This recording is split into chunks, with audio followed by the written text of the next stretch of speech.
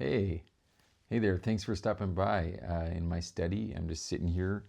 I got my Bible, I got some stuff to get into, but I'm glad you stopped by because I want to share something with you.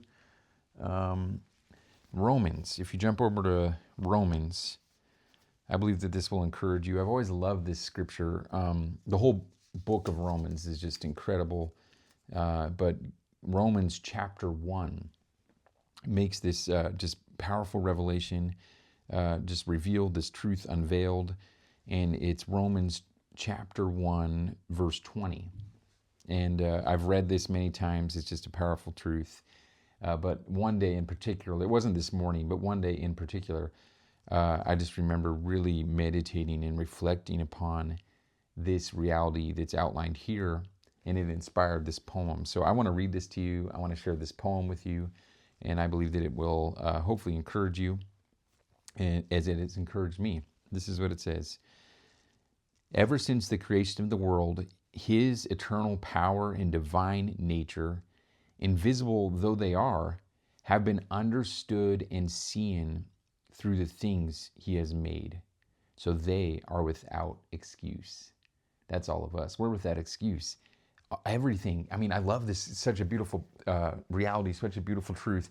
God, his invisible attributes, his nature, his character can be clearly observed in creation. We can see him in nature and everything around us. It's testifying of his existence and of his goodness. And again, it leaves us without excuse. The only reason we could say that there is no God, or we could, come up to some sort of humanistic scientific conclusions, is by our own hardening of our hearts. Because everything in his creation clearly is echoing and revealing and reflecting his beautiful name. So on that thought, I wrote this little poem, just thinking about this reality. Man, it's the evidence. The evidence of him is everywhere. We can see him, the evidence of his presence, the evidence of his nearness, the evidence of his nature and his character in all of created things. So that inspired this little poem that I wrote. It's called The Evidence. What a surprise. But sit back and let me just read this to you. I believe it will encourage you. I see you all around me. Your fingerprints mark creation. I see you in every flower, breaking through the soil, feeding on the light. I see you in every tree, growth rising from the root drinking from the rain. I see you in the birds, soaring on the breeze, finding flight within the wind. I see you in every creature, fed by the plants, nourished for life. All things sustained by something greater than themselves. Life begets life. Animals need the living plants. The living plants need the soil. All things need the air. All things need the sun. Your eternal power, your divine attributes are clearly seen.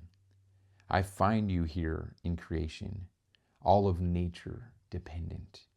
Without the sun's light, apart from the air's oxygen, no living thing would be.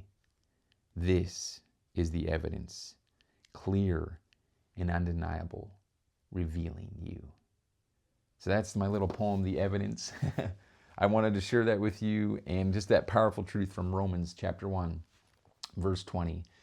May we never forget it. And it sounds like an elementary, if you're, maybe far along in your faith, it sounds like an elementary truth. Like, yeah, God's a creator. You learn it in Sunday school and all this different stuff. But man, I never want to forget that. What a beautiful thing to reflect and meditate on his nature, his goodness, his character as we observe all of his creation. God can speak to us. I could find that we could be lost in his presence for hours looking at a flower or watching a bumblebee or just listening to the birds or watching squirrels climb up and down trees. He is so good, and he can be observed in everything around us. So I pray that this encourages you today. Until next time, I'll talk to you later.